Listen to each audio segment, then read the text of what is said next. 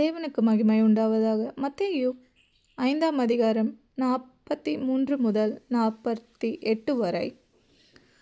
உனக்கு அடுத்தவனை சிநேகித்து உன் சத்துருவை பகைப்பாயாக என்று சொல்லப்பட்டதை கேள்விப்பட்டிருக்கிறீர்கள். நான் உங்களுக்கு சொல்கிறேன், உங்கள் சத்துருக்களை சிநேகியுங்கள், உங்களை சபிக்கிறவர்களை ஆசீர்வதியுங்கள், உங்களை பகைக்கிறவர்களுக்கு நன்மை செய்யுங்கள், உங்களை நிந்திக்கிறவர்களுக்காகவும் உங்களை துன்பப்படுத்துகிறவர்களுக்காகவும் ஜெபம் பண்ணுங்கள். இப்படி செய்வதனால் நீங்கள் பரலோகத்தில் இருக்கிற உங்கள் பிதாவுக்கு புத்திரராயிருப்பீர்கள். அவர் தீயோர் மேலும் நல்லோர் மேலும் தமது சூரியனை உதிக்க பண்ணி நீதி உள்ளவர்கள் மேலும் அநீதி உள்ளவர்கள் மேலும் மழையை பெய்ய பண்ணுகிறார். உங்களை சிநேகிக்கிறவர்களையே நீங்கள் சிநேகிப்பீர்களானால் உங்களுக்கு பலன் என்ன? ஆயக்காரரும் அப்படியே செய்கிறார்கள் அல்லவா? உங்கள் சகோதரரை மாத்திரம் வாழ்த்துவீர்களானால் நீங்கள் விசேஷத்து செய்கிறது என்ன? ஆயக்காரரும் அப்படி செய்கிறார்கள் அல்லவா?